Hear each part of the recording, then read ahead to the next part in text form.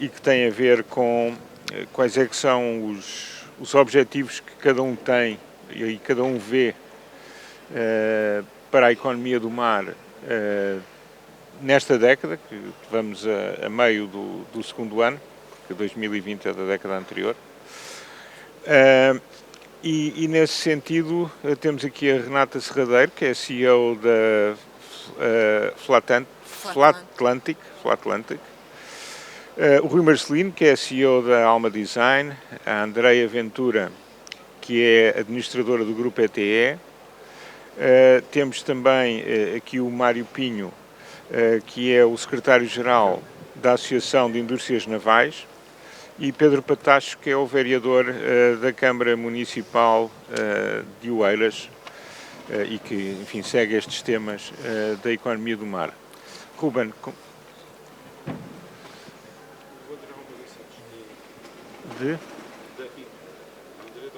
eu sei. E também temos, não estava aqui no mail que me mandaram, o André Almeida Santos, da Índico.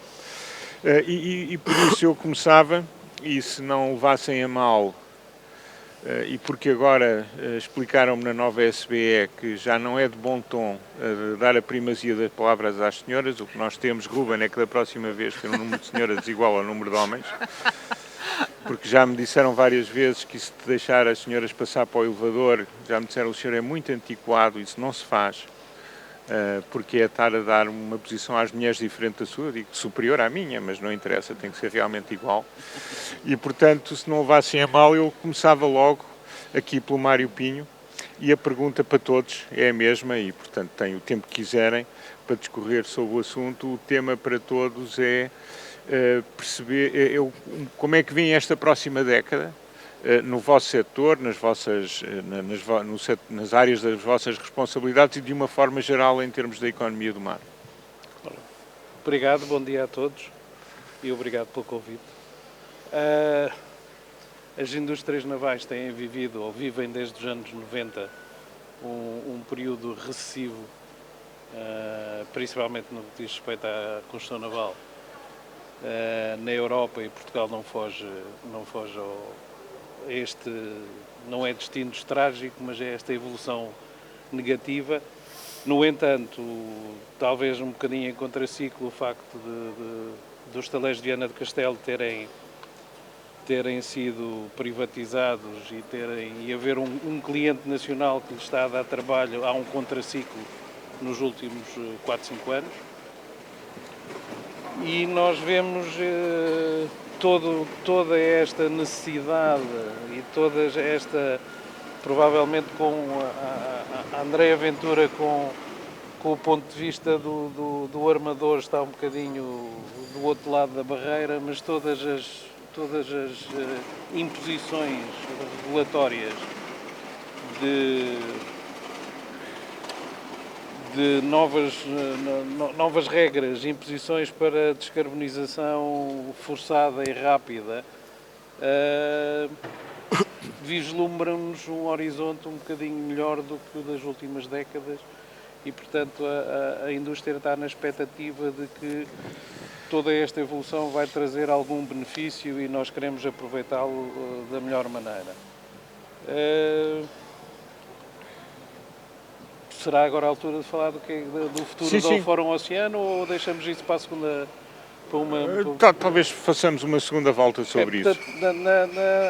O que se vê também é uma entrada na indústria de alguns novos players e de algumas novas empresas com ideias muito interessantes, muito inovadoras, que penso que irão aportar uma inovação que o setor necessita. É um setor muito tradicional. Nós temos empresas que não são nossas associadas, mas são empresas com ideias de construção de embarcações de luxo, construção de embarcações com uma qualidade muito acima da média, que estão a ter sucesso. É o caso da Rome Boats em Aveiro. Temos também, e ontem foi apresentado aqui um projeto interessante da Faro Boats com a aplicação da energia solar e soluções inovadoras que penso que potenciam um futuro bastante interessante para a indústria naval. Portanto, nós estamos expectantes que todo o investimento que está a ser programado venha a ser feito, mesmo em recuperação das infraestruturas, porque todos os estaleiros nacionais têm mais de 40, 50 anos em termos de equipamentos e de infraestruturas e necessitam de reabilitação. Os acionistas desses estaleiros têm consciência que o PRR não vai ajudar. Não é por aí que vão conseguir financiamento para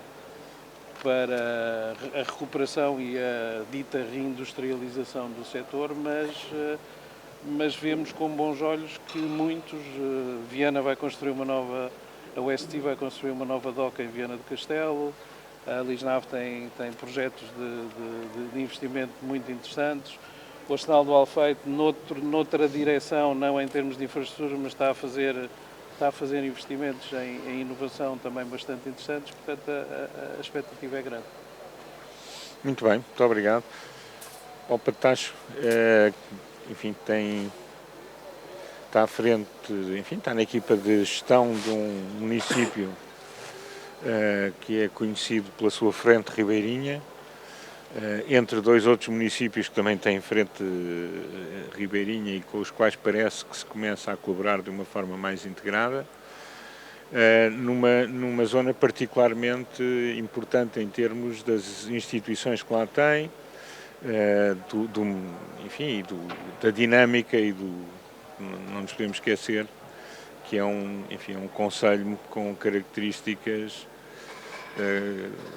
que se todo Portugal fosse igual a Oeiras, éramos um país bastante mais rico, não é? E, portanto, nesse sentido, gostávamos também de ouvir a sua opinião e a opinião, enfim, dos stakeholders e da Câmara Municipal de Oeiras. Muito bem, muito obrigado. Aquilo que eu trazia pensado para dizer, na verdade, também se divide em duas fases. Depois, se calhar, numa segunda ronda, Exato. podemos falar do papel que o Fórum Oceano pode ter junto dos municípios, enquanto governos locais, no processo de construção de redes colaborativas e dinamização da economia azul, numa ótica de ganho de escala e de ganho de impacto daquilo que cada município pode fazer em articulação com os seus agentes económicos, mas também o que pode fazer em articulação intermunicipal, ganhando escala nas suas ações e produzindo mais impacto do que se trabalhasse isoladamente. E posso trazer agora numa segunda leva da nossa conversa aquilo que tem sido a experiência de trabalho com o Fórum Oceano e como é que isso está a ajudar a dinamizar e a juntar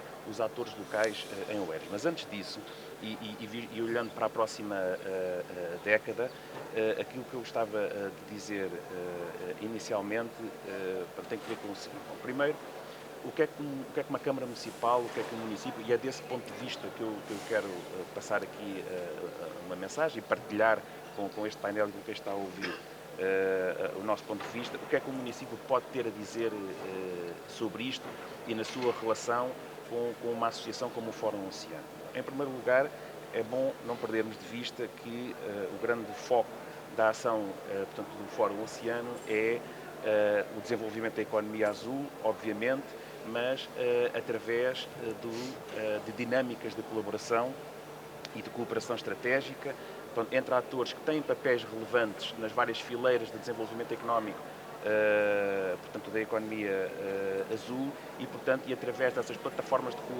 de colaboração e de agregação poder criar valor económico, criar riqueza, criar empregos e, portanto, contribuir para o crescimento económico do país nesta área. E isto é o foco essencialmente do trabalho do Fórum Oceano enquanto associação e dinamização dos seus associados e das instituições com quem se relaciona.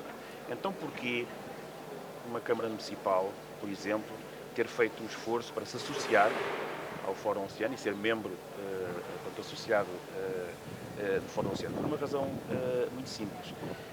A questão dos oceanos, portanto, e da rentabilização deste ativo económico está na ordem do dia a nível mundial.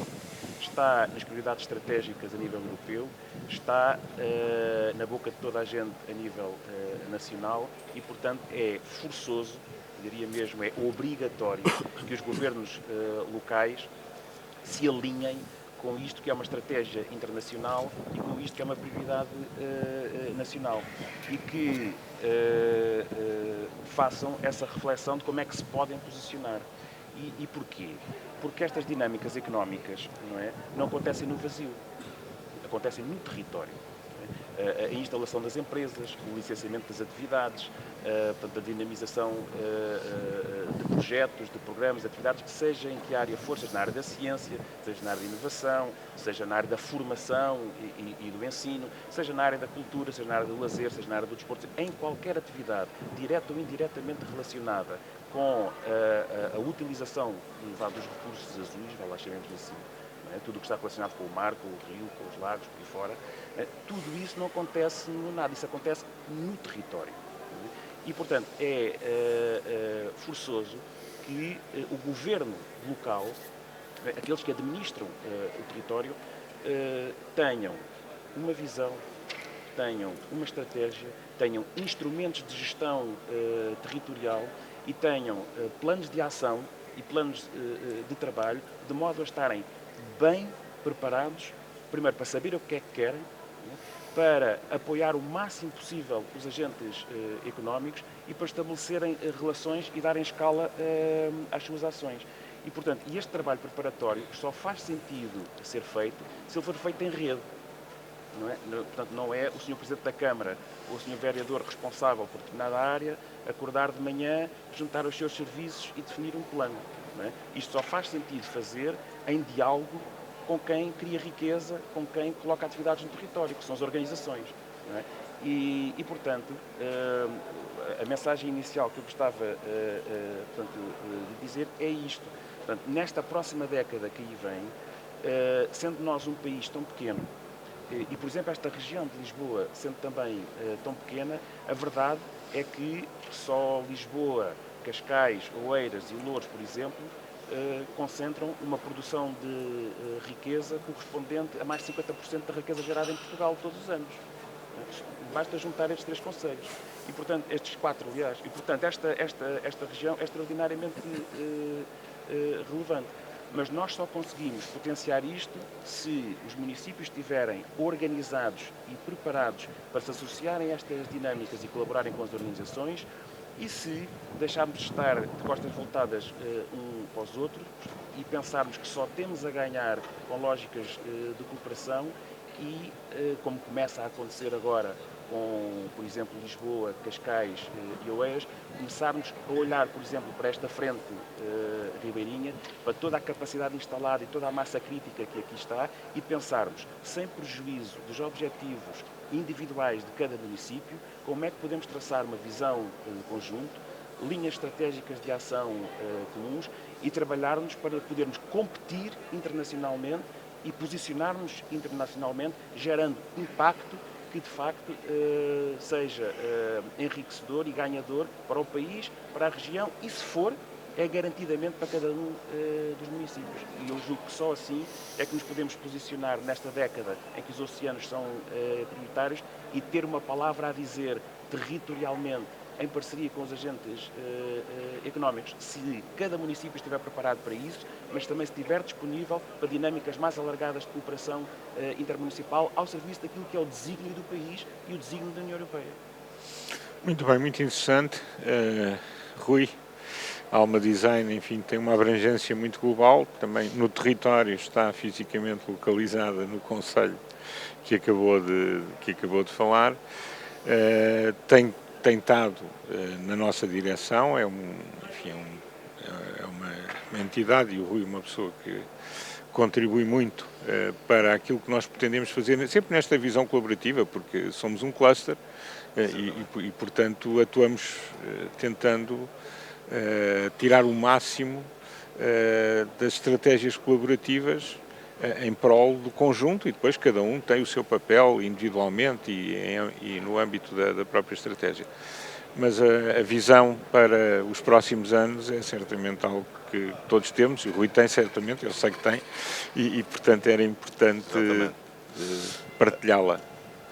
Muito obrigado pela oportunidade e muito obrigado também à Fórum Oceano, que faço parte com muito prazer de estar aqui presente neste painel com pessoas com ilustres pessoas que conheço bem, com quem já colaborei em tantas situações, o que também me deixa muito feliz, que é perceber que estamos a colaborar porque as pessoas estão a interagir, e isso já é um novo paradigma. Mas acho que já é um novo paradigma para a próxima década, que se calhar não era uma prática comum ou se calhar não era tão no nosso DNA cultural. Só fazendo um bocadinho o contexto e pegando nas suas próprias palavras, de facto a Alma Design, a nossa atividade tem uma abrangência grande. Nós fazemos design, principalmente design na área da mobilidade, e quando fazemos design para a área da mobilidade estamos sempre a falar em horizontes de 5 a 10 anos, ou seja, aquela questão de ter um serviço ou ter uma atividade aberta para gerar um produto para o próximo ano, para os próximos 2, no nosso caso não se põe. Tem sempre que se pôr numa perspectiva de médio e longo prazo.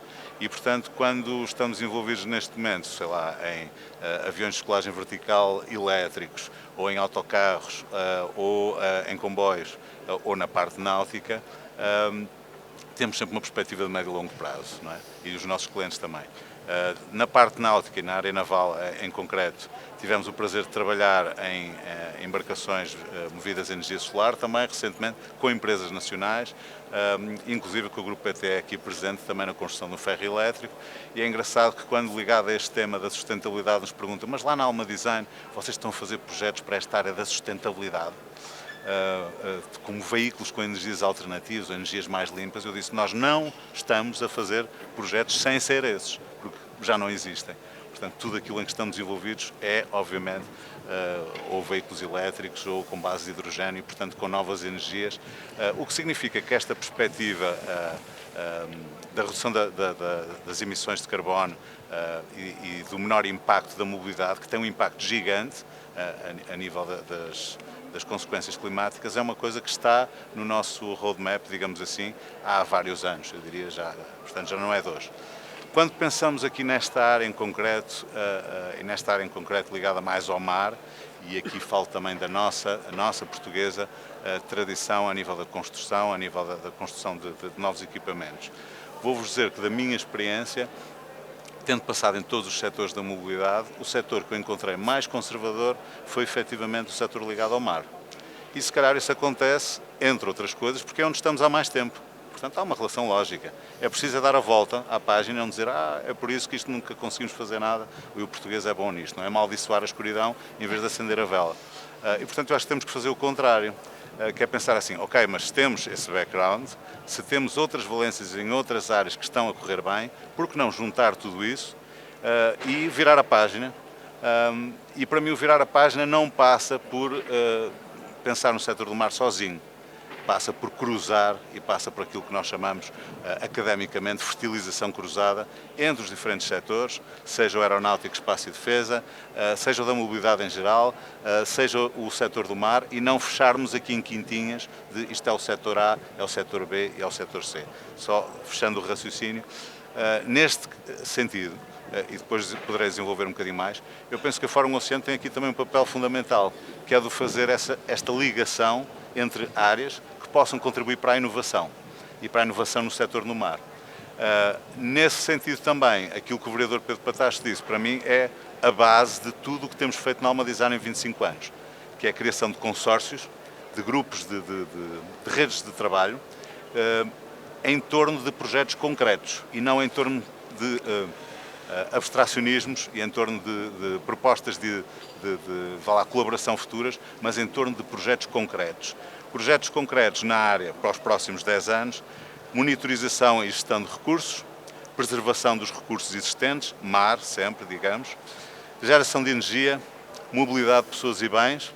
Tudo isto, em vez de ser feito às capelinhas, se for agregado uma estratégia em conjunto, a partir de projetos, não é preciso muitos, mas a partir de projetos estratégicos, em que consigamos agregar academia, indústria, empresas, sociedade, e quando falo em sociedade falo também aqui nas autarquias, que representam também o poder local e a organização local. Se conseguimos fazer isso em torno de projetos estratégicos específicos, eu penso que conseguimos realmente dar o salto, porque para mim a inovação acontece e a mudança acontece quando trabalhamos em conjunto. E acho que é isso que nos está a fazer falta, mas que estamos neste momento, deixando a nota positiva, nós sentimos na Alma Design que Portugal e o nosso ecossistema está a virar a página e o facto de estarmos aqui é sinónimo disso. Muito obrigado. Bom, a Andreia também, enfim, tem estado connosco ao longo destes anos, está agora numa função particularmente relevante, num operador relevante do transporte marítimo, tem uma visão caleidoscópica disto tudo, porque já esteve em vários diferentes setores, do que é mais alargadamente um setor, não é? E portanto e nós sabemos que está particularmente bem preparada para partilhar connosco o que é que temos que fazer agora nestes anos, não enquanto fórum, que isso falamos já a seguir, mas enquanto setor, perspectivas para o setor e para a atuação dos diferentes players neste período que estamos a começar. Muito obrigada, António. Cumprimento o painel e agradeço a oportunidade de estar aqui numa semana muito feliz para Portugal, nesta conferência e toda a assistência também. Começo só por enquadrar um bocadinho, para quem não conhece tão bem o Grupo ETE, por explicar quem somos, não é? Portanto, a que nos dedicamos e quem somos. Evidentemente estamos neste setor, nesta área do mar, senão não faria sentido estar aqui hoje, mas somos um grupo que cada vez mais se identifica como um grupo de logística integrada. Começamos por ser um grupo marcadamente marítimo ou portuário e vamos fazendo esta evolução, que é uma evolução natural para a evolução de logística integrada, de integrador logístico. Nós estamos em diferentes áreas de atuação, somos um grupo, e digo isto com um certo orgulho, 100% português, portanto capital 100% português, com acionista único, já vai na terceira geração e se Deus quiser há de continuar para as gerações futuras. É um grupo com 86 anos de idade e tem 6 áreas diferentes de atuação. Portanto, o transporte marítimo é apenas uma das áreas em que atuamos. Temos também o transporte fluvial, temos a operação portuária nos diferentes portos principais e secundários também de Portugal continental. Temos também a logística e a engenharia, construção e reparação naval a par do agenciamento. Portanto, nós temos 2 estaleiros navais, um na margem norte, outro na margem sul do Tejo, a Naval Rocha e a Naval Tago, e estamos, evidentemente, a dedicar-nos não só à manutenção, mas também à construção e à construção com alguma inovação, nomeadamente aqui também em colaboração com a Alma Design, num projeto que, aliás, vou falar porque acho muito interessante, que é um projeto, marcadamente um projeto de futuro. Feita esta apresentação, nós empregamos 1.200 trabalhadores em Portugal continental, ilhas e nas diferentes geografias em que estamos presentes. Nós já estamos presentes não só na Europa, em Portugal e na Bélgica, em África, em Cabo Verde e em Moçambique. Em Cabo Verde já empregamos 250 pessoas, portanto já temos alguma dimensão. Estamos também na América, no Uruguai e na Colômbia. Temos depois algumas parcerias estratégicas e, portanto, que nos levam a estar presentes também através das mesmas no Ghana e no Japão. Portanto, isto é mais ou menos o grupo em números. Eu diria que temos um volume de negócios de 230 milhões para um EBITDA de 35. Portanto, feita a apresentação do grupo, assim, de uma forma, enfim, muito rápida, o que é que eu espero para o futuro, a próxima década, o que é que eu espero enquanto empresa, o que é que eu espero enquanto setor? Eu diria que a base de qualquer desenvolvimento passa pela educação e pelo conhecimento. Portanto, eu espero que haja esta aposta na educação e no conhecimento. A ignorância é o mal todo, enfim, é o primeiro dos males e, portanto, ultrapassando esta questão da ignorância através de um conhecimento, e um conhecimento que começa com a educação das gerações mais novas e depois com uma evolução através do conhecimento da ciência que nos leva depois à inovação e ao desenvolvimento. Portanto, o que eu espero e o que nós fazemos no Grupo ETE é uma enorme aposta nas nossas pessoas. Portanto, as nossas pessoas são aquilo que nós temos de melhor, aquilo que nos diferencia e, portanto, a formação dos nossos ativos principais. Nós temos, evidentemente, outros ativos, mas os principais são mesmo as pessoas. E, portanto, a formação, a educação, o desenvolvimento. Até porque, muitas das vezes, isto é algo, evidentemente, que nos preocupa e para o qual tivemos que encontrar soluções, nós muitas vezes não temos ativos adequados para o desenvolvimento das nossas, portanto temos que os formar dentro de casa. E essa formação é desde a formação dos trainees até uma formação de pessoas que já têm tudo menos trainees, são pessoas já evidentemente com uma background profissional, mas que não está devidamente adequado àquilo que são as funções para as quais precisamos, mas que não encontramos devidamente. Portanto, eu acho que a questão da educação, da formação, do desenvolvimento nesta área, nestes setores marítimos, é absolutamente essencial, porque isso trará evidentemente evolução. Depois acho que o trabalhar em conjunto, não é? Portanto, há aquela expressão que todos conhecemos, não é? Se queres ir rápido, vai sozinho, se queres ir longe, vai acompanhado, não é? E, portanto, nós queremos ir longe, o Grupo ETE faz parcerias, trabalha em conjunto, chama empresas, gosta imenso de promover aquilo que é português, mas trabalha evidentemente com todos os parceiros.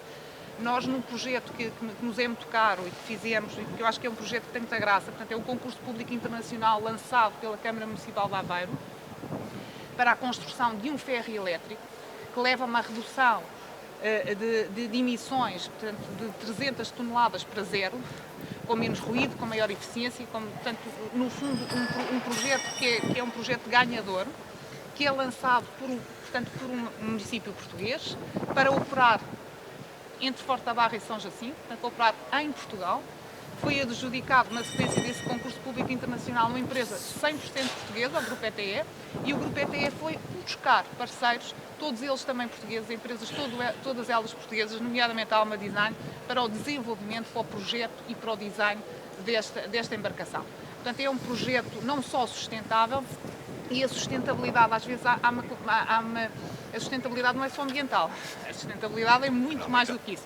A sustentabilidade é ambiental, é social, portanto o conceito é de governança também, não é? Portanto, e este é um conceito, é um projeto que eu diria que cabe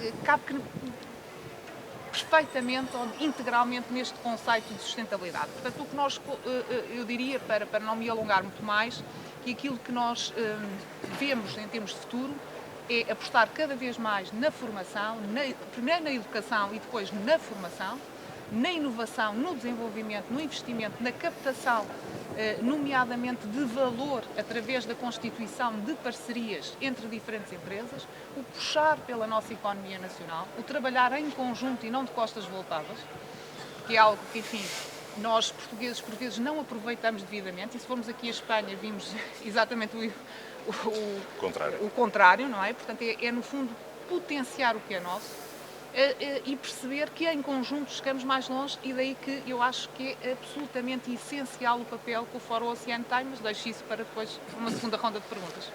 Muito obrigado. Eu passava agora à Renata Serradeiro, da Flat Atlantic, acho que já consegui pronunciar. Desta embarcação. Portanto, é um projeto não só sustentável, e a sustentabilidade, às vezes, a sustentabilidade não é só ambiental, a sustentabilidade é muito mais do que isso. A sustentabilidade é ambiental, é social, portanto, o conceito é de governança também, não é? Portanto, e este é um conceito, é um projeto que eu diria que cabe perfeitamente ou integralmente neste conceito de sustentabilidade. Portanto, o que eu diria, para não me alongar muito mais, que aquilo que nós vemos em termos de futuro é apostar cada vez mais na formação, primeiro na educação e depois na formação, na inovação, no desenvolvimento, no investimento, na captação, nomeadamente de valor através da constituição de parcerias entre diferentes empresas, o puxar pela nossa economia nacional, o trabalhar em conjunto e não de costas voltadas, que é algo que, enfim... Produzir alimentos de forma sustentável, também consideramos que é a nossa forma de proteger o oceano. Falando agora mais objetivamente daquilo que é os desafios para a próxima década do setor, são enormes, não é? A aquacultura tem um potencial de crescimento muito grande, porque de facto a procura por alimentos saudáveis e seguros é inegável, não só no país. Em Portugal temos que importar 75% do pescado que consumimos, portanto o desequilíbrio é enorme, e na Europa também. Portanto, nós, desse ponto de vista, tanto vemos o potencial ao nível das condições do país para produzir, como o potencial ao nível da procura que existe no mercado pelo tipo de produtos que produzimos. Mas os desafios são enormes, os desafios para conseguir produzi-los. Isto tem constrangimentos que uns são internos, outros são externos, mas aqueles que eu destacaria estão relacionados com o licenciamento, que é provavelmente os principais, tanto no nosso país como também na Europa, mas principalmente neste país. Portanto, temos algumas dificuldades,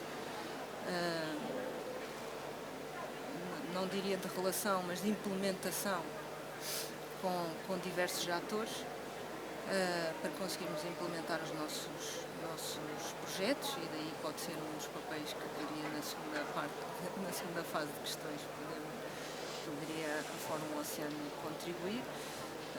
E depois outros desafios relacionados com a disponibilidade de matérias-primas e que mais recentemente tem vindo a ter bastante impacto na nossa atividade. Aqui estou-me a referir concretamente ao custo das rações e ao custo da energia, não é? Que tem sido bastante relevante. Ainda assim, a forma como vejo a próxima década é otimista, não é? Estou esperançada que o país vai acabar por considerar a aquacultura uma atividade relevante para o desenvolvimento do país e apoiá-lo da forma que ele precisa, não só do ponto de vista do financiamento como do licenciamento. Sim, muito obrigado. Vamos falar certamente desses pontos a seguir. Aliás, o licenciamento, de uma forma geral, para o conjunto da economia, é um dos nossos grandes calcanhares daqueles, porque em todos os setores a capacidade de fazer com que o capital, que já é escasso, depois se materializa em produção, é uma dor de cabeça. São demasiados interlocutores e, sobretudo, muitas vezes o interlocutor que decide depois não controla o processo de decisão na instituição. E, como eu às vezes costumo dizer, parte do nosso Estado está privatizado pelos que lá estão. Portanto, isto é, de facto, está estudado, é um imensamente impeditivo, para além de outros fatores, do nosso crescimento. O licenciamento é uma área-chave, tem que ser mais lean e depois sindicável. E nós o que fazemos é uma coisa super complexa, na perspectiva de que depois está tudo tão bem que não será sindicável. O problema é que muitos vão-se embora, ou não vêm, ou desistem. Tenho aqui um problema antes de passar ao Diogo Almeida Santos. Ruben, é agora? Ok. O Ruben tinha aqui, ele é que manda, que ele é o secretário-geral, e tinha aqui uma So now we're going to have Paul Thompson, who's the UN Special Envoy for the Ocean, who's going to share with us some thoughts. So, welcome.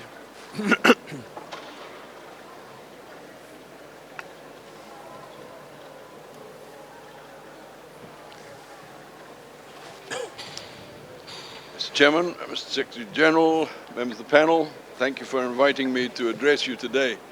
As you can imagine, I'm on the run. This is the last day of the conference, but it's so good to be in here. I loved this structure, by the way. When I first looked at these facilities 5 years ago, it was, when we started planning, I said, I want this space here for what I want to do. And then I was told, no, Ruben has got it. So, congratulations on the space. Congratulations on what you set up. I was here on Saturday morning, and all the nails were being hammered. It was fantastic what you'd done in such a short space. So, from the UN Ocean Conference point of view, first of all, thank you so much for taking all the trouble that you have. Secondly, congratulations to what you've achieved here. I've known Ruben since the time that he was at the Ministry of Sea, and when he told me that you were setting off on this road, I thought, ambitious, but and I hope they succeed. And my God, you have succeeded so incredibly well. Firstly, you know, Forum Oceano is appointed now as the manager of the Portugal's Blue Hub, which that in itself is huge, and I know all the good work that's being done there. But this Blue Tech Cluster Alliance, you know, I love it. I did hear about it in the United States, I think of 2018, I think is where it started, but Lisbon is now the headquarters of it. It's a fantastic organization, 9 countries and 5,000 companies. I mean, I'll tell you why I'm so excited about it. We are here for one reason, which is to support the implementation of SDG 14. Doesn't sound like a big thing, but that is the purpose of a UN Ocean Conference, to support the implementation of SDG 14. Why is that an important thing? Firstly, the SDGs all need SDG 14 to succeed, because there can be no healthy planet without a healthy ocean, and the ocean's health is currently in decline. Secondly, we, humanity, only have one survival plan. There's only one thing that we have agreed to keep our grandchildren alive, and that is the package that we agreed to in 2015, which is the Paris Climate Agreement and the UN's Sustainable Development Goals. And we have to faithfully implement that package, because that is the only one we've got. We've got a mosaic of UN conventions and things which underlie it, but that's basically our survival plan for humanity. So it must be implemented with integrity. And when you look at SDG 14, when you see it in that context, then you say, okay, what are we actually talking about here? We're talking about conservation and sustainable use of the ocean's resources. Conservation and sustainable use of the ocean's resources. And that's where the sustainable blue economy fits in. If people talk about the blue economy, it gives me the creepy crawlies, because I just see people out there trying to go on one more chase of finite planetary resources, which doesn't help our grandchildren at all. We're talking now about circular economies in the world, renewable industries, like wind farms, offshore, and so on. So tech is at the heart of the sustainable blue economy. Let's face it, without new tech, we're going nowhere. So that's why I'm so excited about the Alliance, because you guys have tech at the center of your work, and we're going to be looking to you for that guidance as we go ahead. And obviously I'll be including it in my summary remarks this afternoon. So, examples. Last night I was at the Gulbenkian Foundation with the Global Fund for Coral Reefs. They're pretty cashed out. They've raised probably more money than any of the other environmental movements I've been part of over the last 5 years.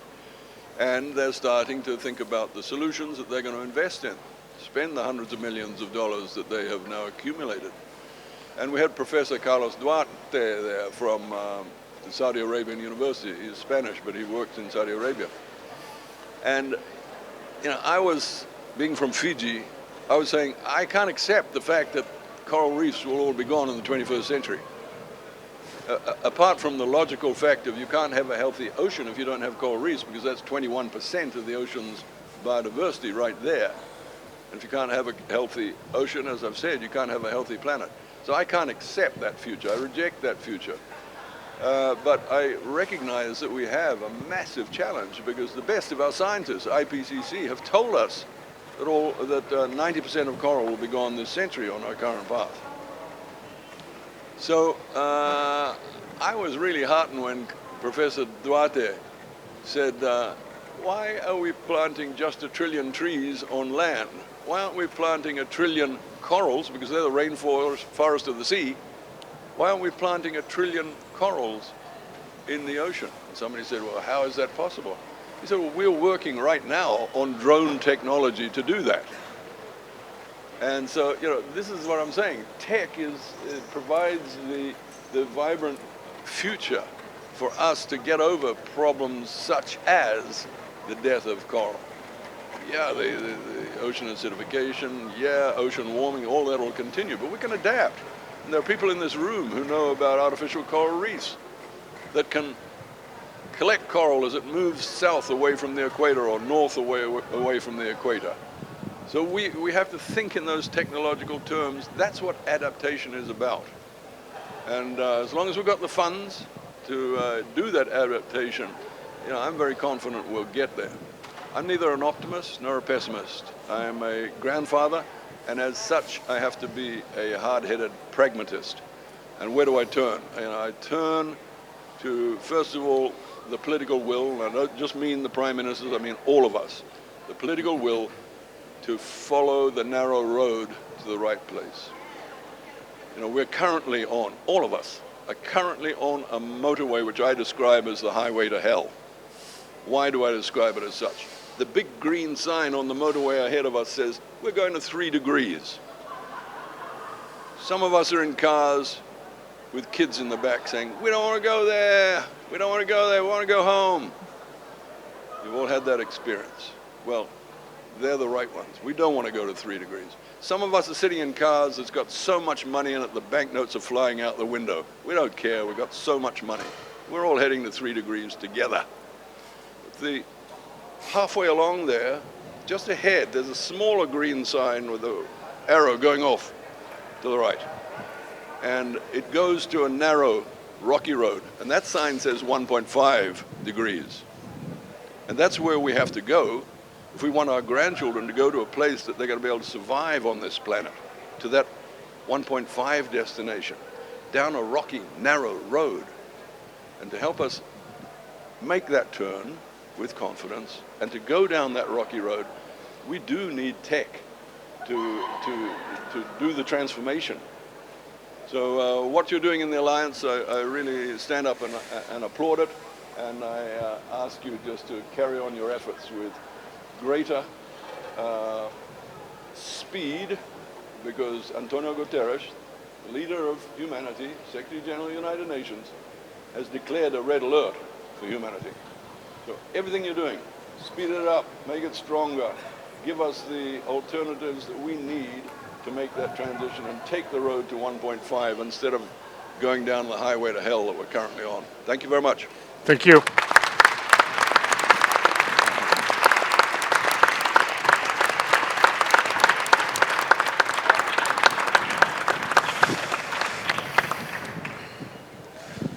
Bom,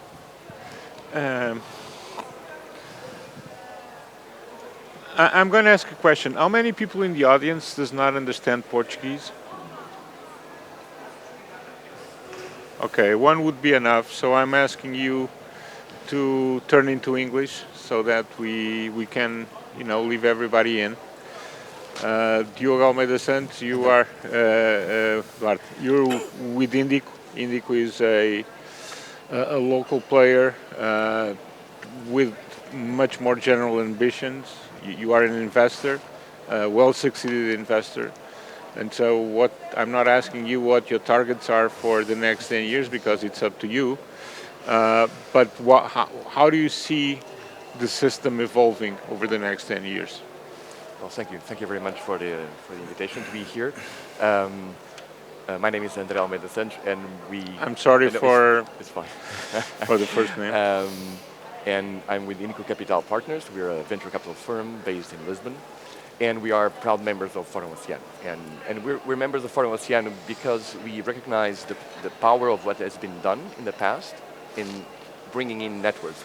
Today we heard a lot about networks, a lot about collaboration, building up an infrastructure of society, of private sector, of government also, but mostly civil society taking the wheel and driving, although sometimes it might be driving through the highway to hell. But what we feel today and why we, Indico Capital, we launch a fund, it's Indico Blue Fund, it's a venture capital fund focused on impact on the blue economy, on the sustainable blue economy. We are measuring impact on the SDG 14 and other SDGs. We launched this fund because we felt that we were at an inflection point. We were at the point where a lot of work has been done in bringing in together the necessary players and necessary agents of change that revolve around the ocean and the blue economy to take it then to a next step.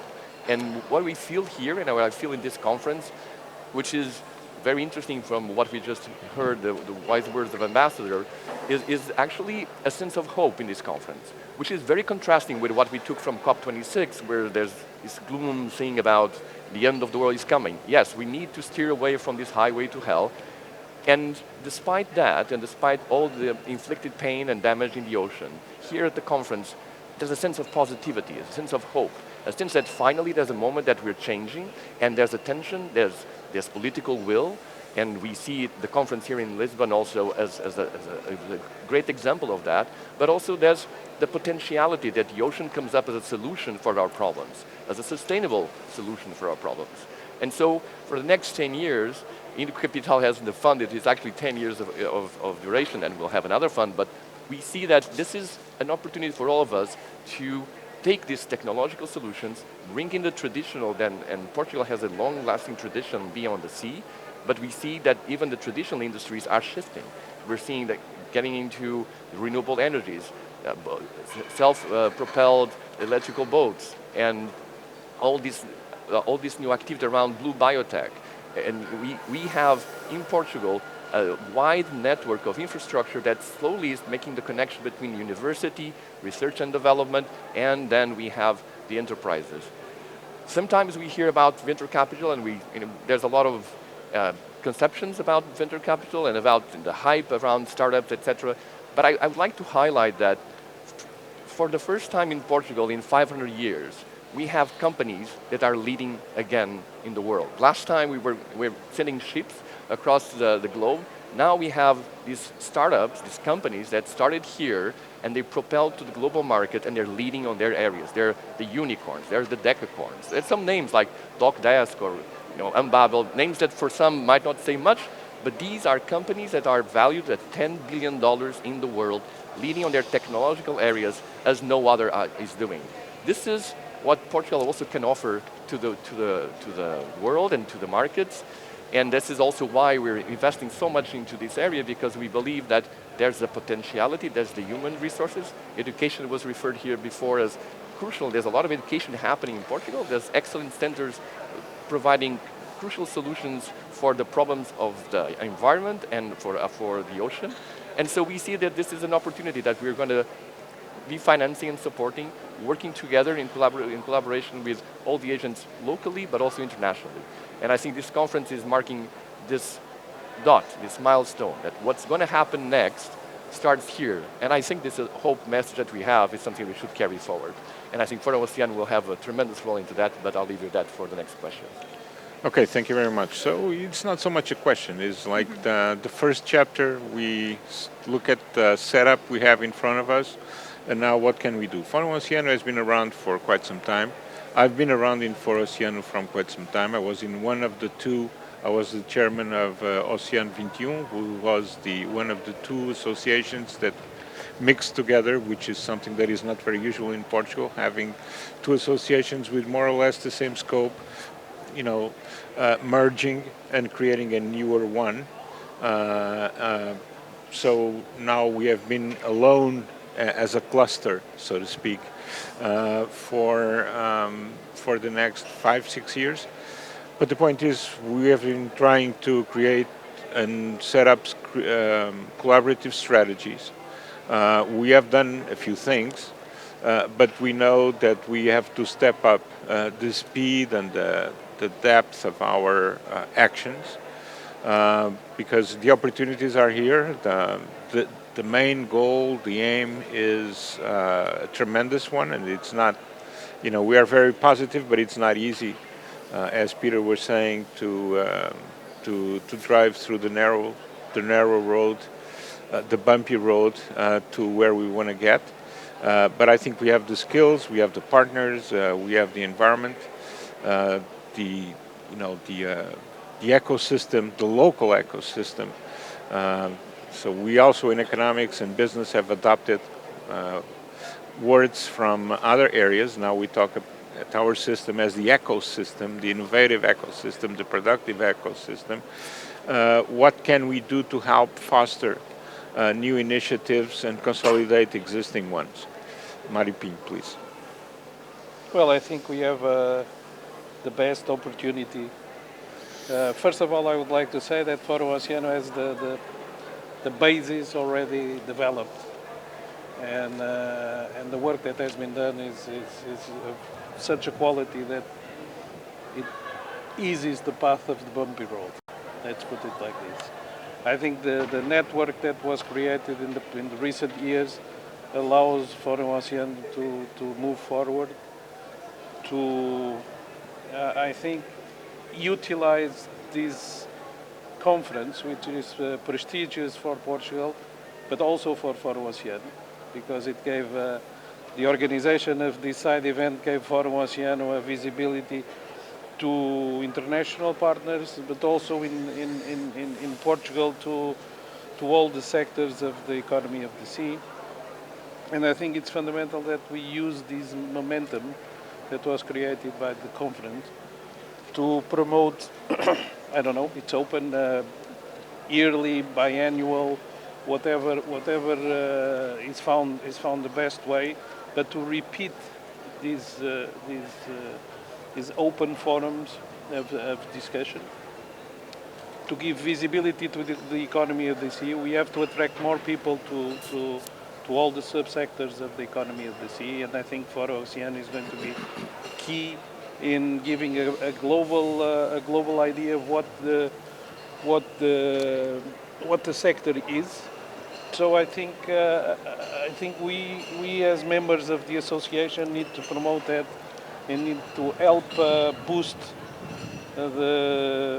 what has already been done, namely with the Portugal Blue Digital Innovation Hub, which I think is going to be fundamental for the digitalization of the Portuguese economy of the sea. Everybody talks about big data, very few people understand what it is, and I think we have the right place to try to promote the use of big data in the industry.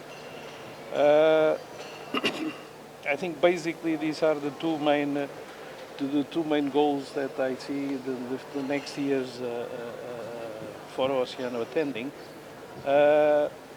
One of the issues we have in Portugal, and I think is parallel to that, I'm very happy to know that the municipalities of Oeiras and Cascais and Lisbon are starting to work together. But I think we have to broaden that. We don't have that many resources in Portugal. We have investigation centers all over the country, and sometimes I find that we are repeating and we are spending efforts, funds, all trying to investigate the same thing. In the economy of the sea, I think Foro Oceano has a role in trying to identify what is being done, where it's being done, and try to merge it and give it a bigger scale. We need to have Porto University together with Lisbon and the Algarve and all of them talking and selecting what are the projects that we want and collaborate in that. I think the industry will benefit a lot if that is achieved. Okay, thank you very much, Mario. Councilman Pedro Patacho, your opinion, you already said a few things about what we could do, but we'd appreciate that you finalize that. Okay, thank you again. I think the role of Foro Oceano as a partner of local governments would be very important for a quite simple reason. Each local government knows its territory, okay? But Foro Oceano has a more comprehensive and systemic knowledge about what is going on all over the country and the several regions of our country. So it's very well positioned to create links between territories, between projects, and could be very helpful. What we are trying to do together in Oeiras is setting up an action plan for the development of blue economy in our territory in relation, and Foro Oceano is helping us doing that, in relation with the neighbor territories and what is going on all over the country. So we start by identifying the key assets that we have in Oeiras, key institutions, companies, universities, science centers, touristic, cultural and sport agents, and so on. So identifying the local assets and engage ourselves in a discussion of what could be the priorities to set up this action plan of Oeiras. And in doing that, we have the opportunity to listen the local stakeholders, what projects they have, what they are trying to do, what kind of difficulties they are facing, what they want to do in the future, what are they trouble with what kind of organizations they are willing to merge with or to have a kind of some sort of relation, and that was very special and unique opportunity to enrich the local vision of what the municipality can do. Okay, so the role of Foro Oceano, it was a key one to do that. And the final objective is to have very specific projects, strategic projects, with a lot of stakeholders around it to develop in the years to come. And I want to give you just one example about the training and education. One of the discussions that we had, it was about a key asset that we have in Oeiras, the Nautical Higher Education Institute, Escola Náutica Infantil de Henrique. 100 years higher education institution, but with a lot of potential. Okay, if we could cooperate, and we had this discussion with Foro Oceano and the local stakeholders, and if we work together around this higher ed project, we may have in the near future much more than what we have right now. We can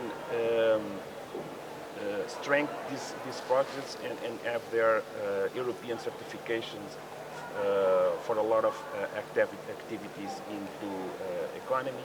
We can have the higher education, but we also can have the professional training equivalent to the compulsory education in Portugal. We also can have partnerships with another local stakeholder, Instituto Superior Técnico, in order to have doctoral and postdoctoral projects associated with the core activities of the nautical school. So this is a huge potential campus that we have in Passo de Arcos, Oeiras, that can do a lot of more things than what they are doing right now. And we cannot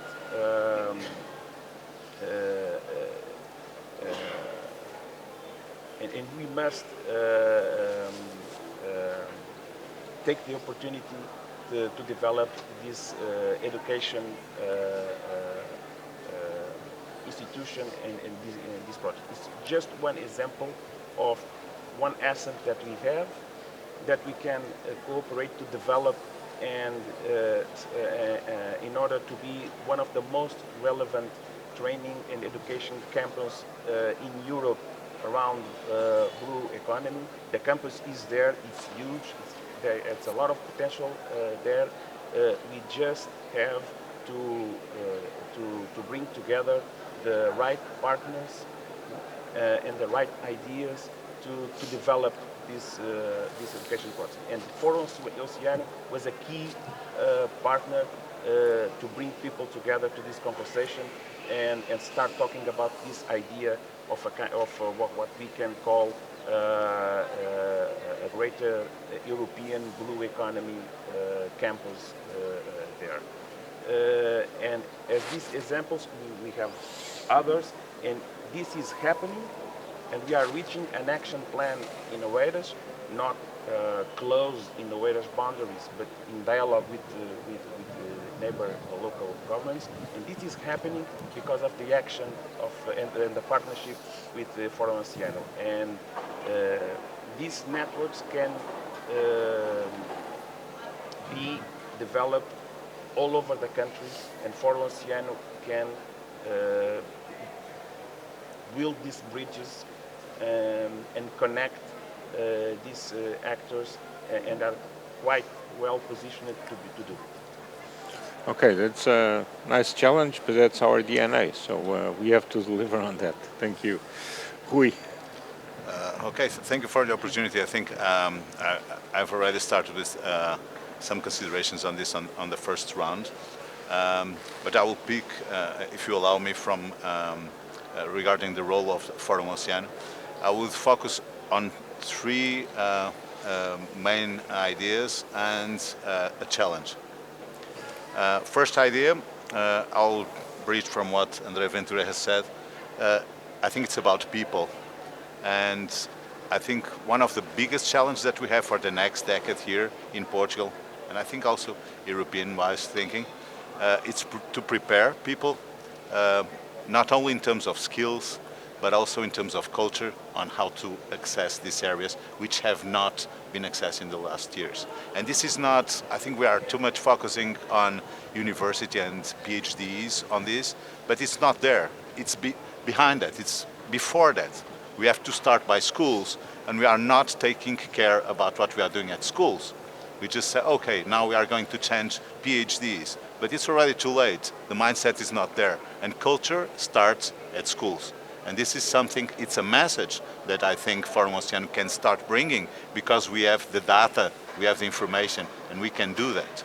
So that's the first thing, and I think it's critical, and we need in all areas of technology that is critical. As it's been said, we need to have this culture and this different mindset, how technology can help and how can we be involved in technology. Second thing, it's about, I don't believe in innovation working alone and working on a single sector. Innovation comes when you work through different sectors together. So I think Fórum Oceano has a big role, and you know, I'm a supporter of that because I'm in several boards at several cooperation networks. I think Fórum Oceano has a big role on connecting what's going on in this sector with what's going on other sectors. And I've talked before, from space to aeronautics to mobility to energy. Let's not work in different silos. And Fórum Oceano has the possibility to make this connection.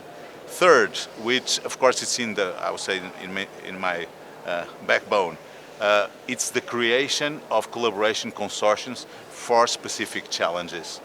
And this is something that has been successfully done in other networks. I think Fórum Oceano can still do more for this, which is putting people together, and putting different people together.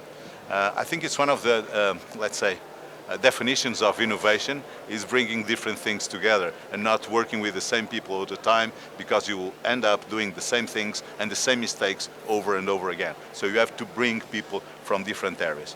On this specific, that is the third part, like bringing consortiums, I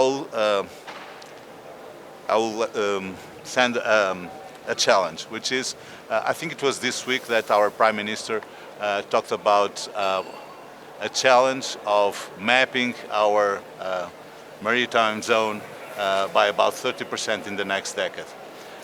From what we have heard before, I think it's not only mapping, we need to control, monitorize, and take care of the resources we have on that area. So, if we could launch a project of what is the system and the network of systems, let's say, to not only map, but also monitorize, control, manage resources from aquaculture to energy. And this is something that could be completely transversal to all the sectors of economy we have here in Portugal.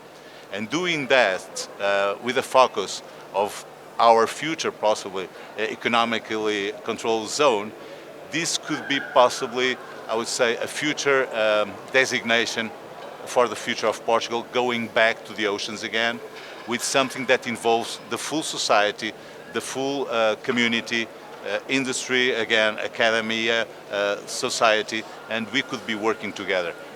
In my opinion, if we have that as a future designation, as a project of creating this control monitorization system, it will be probably our next, let's say, designation for the next decade.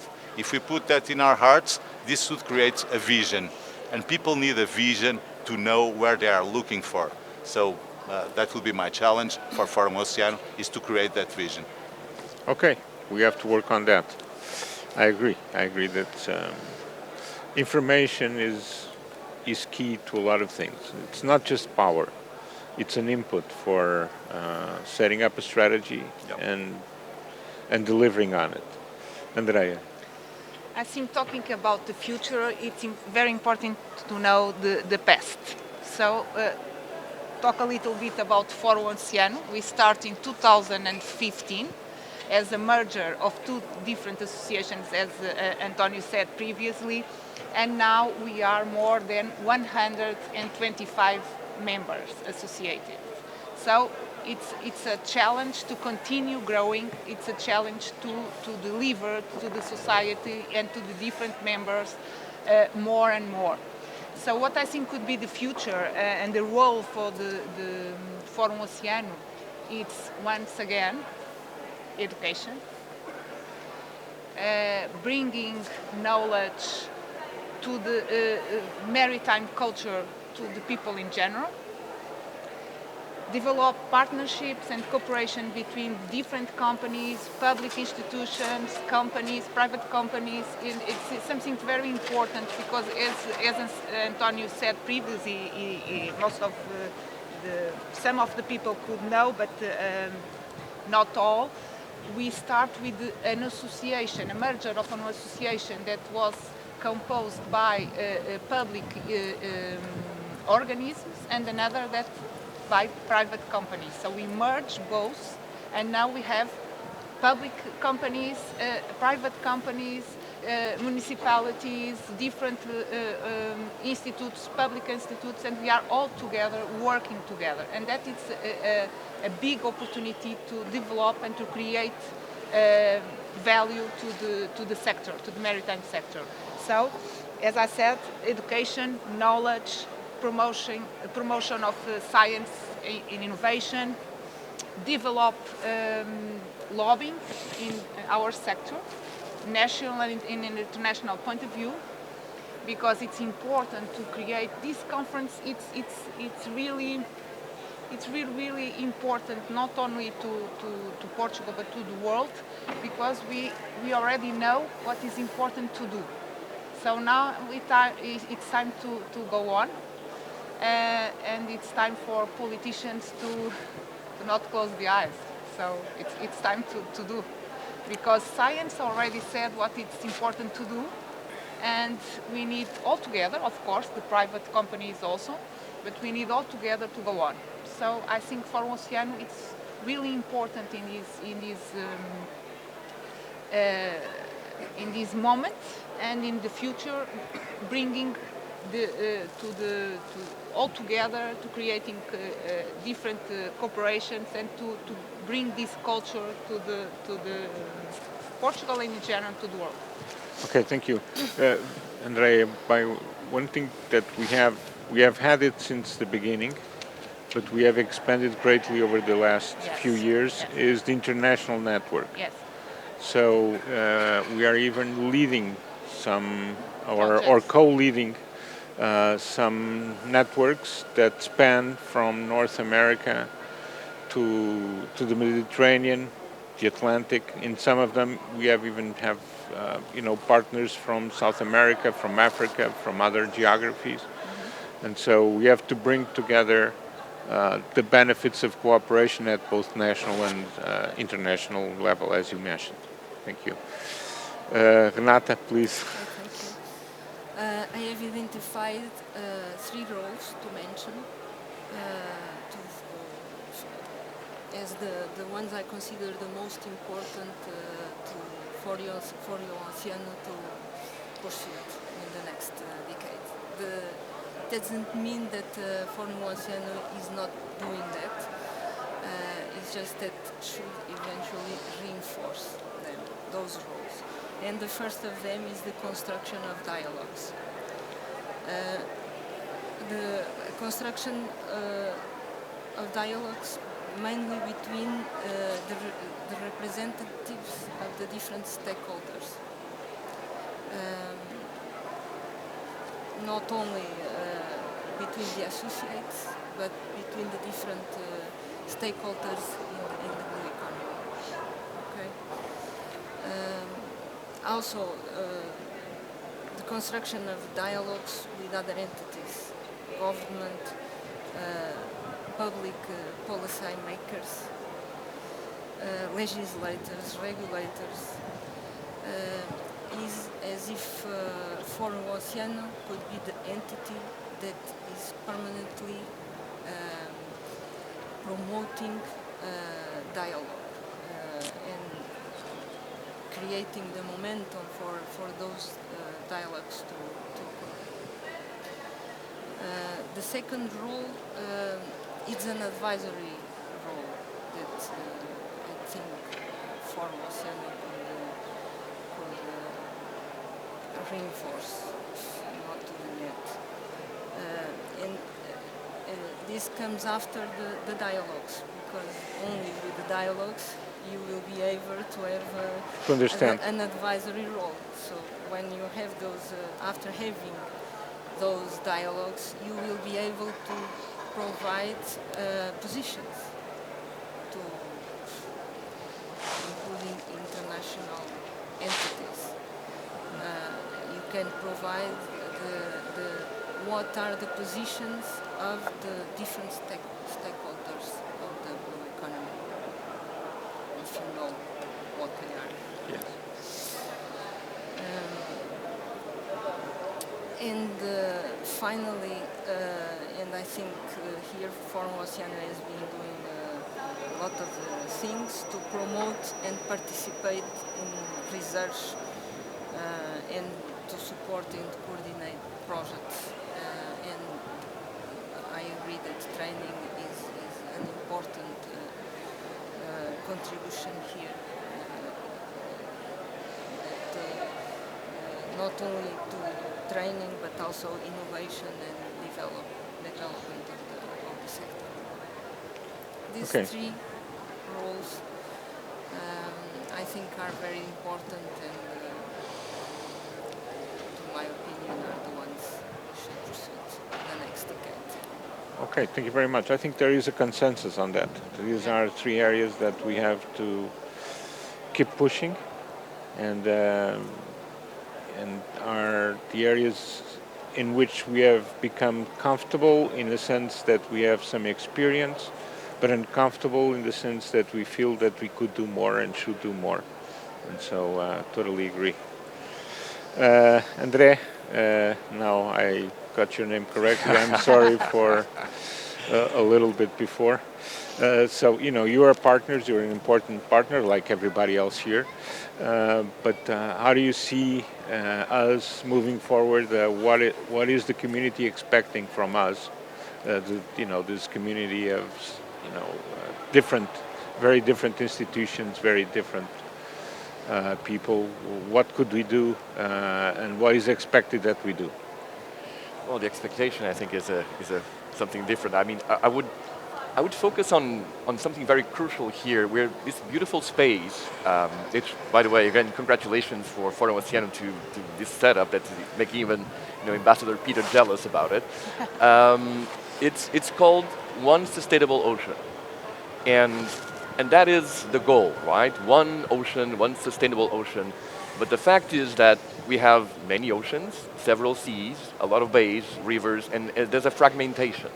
And what we feel is, to fulfill the potential that we all see, this message of hope that we bring before, we need to have a global ocean, one real ocean. And what I mean by this is, the value chains need to be connected. the players need to continue to be articulated. As we said, getting out of the silos locally, but also connecting internationally. And I think Forum Oceano here, as you already said, has this tremendous role of making the ocean really one ocean. That the company that is operating in Portugal, which is a small market with a big economic zone, exclusive economic zone, can make it then in another market, because markets are different. The regulation is different, infrastructure is different, the sea is different.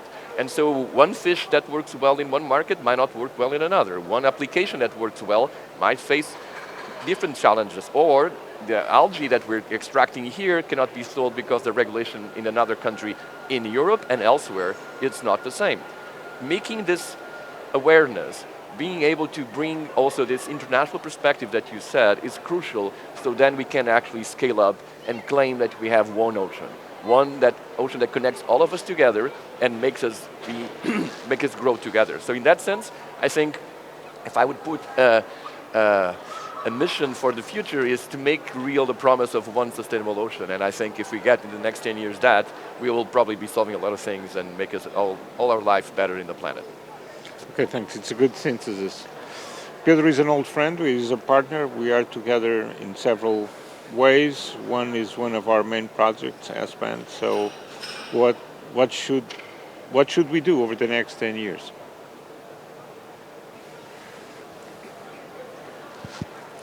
Hello, good morning. First of all, I apologize for being late. I had the agenda for 10. Second, thank you so much for the invitation, and congratulations to Forum Oceano, and especially to Antonio and Ruben and the whole team to the great, amazing work you've been doing with Forum Oceano. I missed the first panel. Maybe the brief considerations that I'd like to do is, I think this event has been really interesting. I think it's a huge responsibility for Portugal to host this event, and so the attentions are on us. So we have a lot of things to do, and we have to deliver. I think it was great to see all the commitments at the government level to really change and to take oceans as a priority for the planet. It was also very interesting on the conservation side and all the movements, and Peter Thompson addressed that with the Coral Reef Fund and so many carbon and blue carbon funds coming up, which creates a new market for preservation. But I think maybe what missed a bit in this conference and is linked with the role of Forum Oceano is how to engage the business and the industries in the transition, how to bring the corporates and how to bring more solutions and from innovation and startups to really help on the transformation, because conservation is crucial, but also has to be a huge transformation of many other sectors in order for us to have this one sustainable ocean. So I'm the last speaker, so a lot has been said already, and I agree with all the points of view so far. But I think one of the challenges I think Forum Oceano has and Portugal has as a small country with such a focus on and a potential for ocean is how can we leverage our few resources to really deliver this big promise. And so I think that comes a lot by focus, by understanding where to focus, and we cannot be good in everything. So we have to have a clear priority of what are the areas that can be critical for the development of the oceans in the Portuguese perspective. So I think this is something that Forum Oceano can help deliver, and it can do it by creating proper governments, by doing stakeholder management, by doing policy influencing, by really listening to the people and to structure a clear vision and a clear priority roadmap for what Portugal can do and be the pivot point with a lot of stakeholders regarding the structuring of that messages. Also, another thing is there's a lot of a need for building capacity building, and competence and new skills that this industry needs. So there's a lot of demand for that, both on the awareness level, and so that other industries can really understand the potential of the ocean and start thinking of the ocean as a potential industry to to transfer their knowledge to, and also all the other skills that are needed to provide. Then I think the other thing was mentioned already especially by Rui. We really need to collaborate, and we have to collaborate for a different purpose. We have to collaborate to leverage resources. I mean, Portugal now we have the ZUIs and so many investment coming on, but we have to be careful not to disperse too much, because in order to have relevant critical mass at a global level, we need to leverage resources. And I think for that you need collaboration within the different clusters of the blue economy. You need collaboration with other clusters outside the blue economy, because blue economy has this challenge with clusters. So it's so many areas that are linked to the ocean that you need to really have to make this dialogue and this concrete collaboration to bring the resources.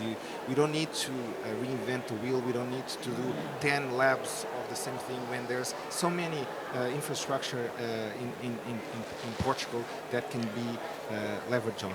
And so also bringing the industries, the different industries, and really have them skin in the game and showing the way.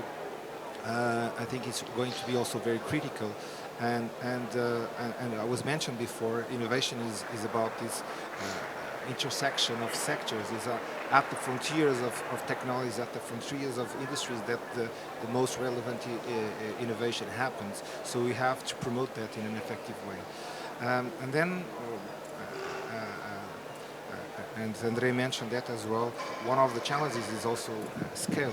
How to scale is a lot about also collaboration with other clusters and bringing and helping our solutions to grow globally, but also to attracting the right partners to test and to grow great projects out of Portugal. We need that, but for that we need that focus. We need that.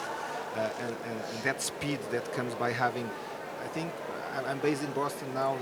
Near Boston, there's a state of Rhode Island. They put blue economy at the priority of the agenda, and they keep saying something that I think it's the same for Portugal. Yeah, they are the smallest state in the U.S., so they don't have a critical mass, but they have agility, and that's what Portugal has as well. We can have agility, and that's very important, especially when all of us know that we have 8 years to achieve so many challenging goals, and so that agility should be one of the great potentials of Portugal. And for that we need really to align interests, and we know that everywhere we kind of, when things get popular, we start to attrition starts to happen. So we really need to try to avoid that attrition and to make the pie bigger and to really be able to bring in the contributions of everyone to scale. And we need to act, I think, and to act we need a lot of funding. So for that we need to mobilize investment for European Commission, from Portuguese government, but from the private sector, from the universities and from the investors, and really focus on the project that need really to have scalability. From the perspective of BTI, we are a partner, and I think just as an example of the people we have in this panel, the biggest assets of clusters and associations are their members. So how can you leverage the competences of each of us really to add value and to contribute? On a perspective of BTI, we would love to continue to be a strong partner.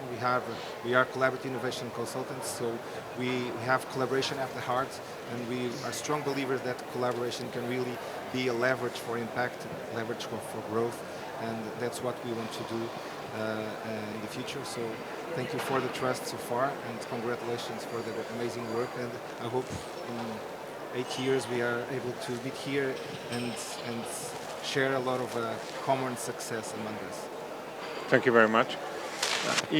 If I can summarize, I think we have agreed, I'm not ending yet, but I'm just summarizing. We have agreed on ideas that I could summarize in 3 words: cooperation, responsibility, and focus. Because this is already a new paradigm. Associations in Portugal in the old days were basically a place where a bunch of people would get together and create a list of things that they would come to the government and ask for. So we take a lot of responsibility. We are focused on transforming, on generating value in a sustainable way. So I think this is, we have a lot to do, but we have already come a long way from what the usual thing was years back. So I want to say that just to say we have a lot of things ahead, but we have already achieved something. We want to do a lot more, and we have to do a lot more, and we should do a lot more. But we are already, sometimes we forget about it. Older people like me should remind us of that. We are already in a new paradigm. A few years ago, we would be sitting here saying the government should have done this and done that and done that. And then the other gentleman would come and would say the same, and then the lady would say the same, and so on and so forth. Now we're taking this as our own. We push together. We want to collaborate with government, but we have a vision and we have our own responsibility. We're not just saying, well, we didn't do it because they didn't like us. No, we move forward and we try to push them together with us, which is, I think, a much more productive way of addressing, how to move forward. Is there anybody that wants to ask a question or to make a comment? Ruben. Please don't take more than 5 minutes. Oh, okay.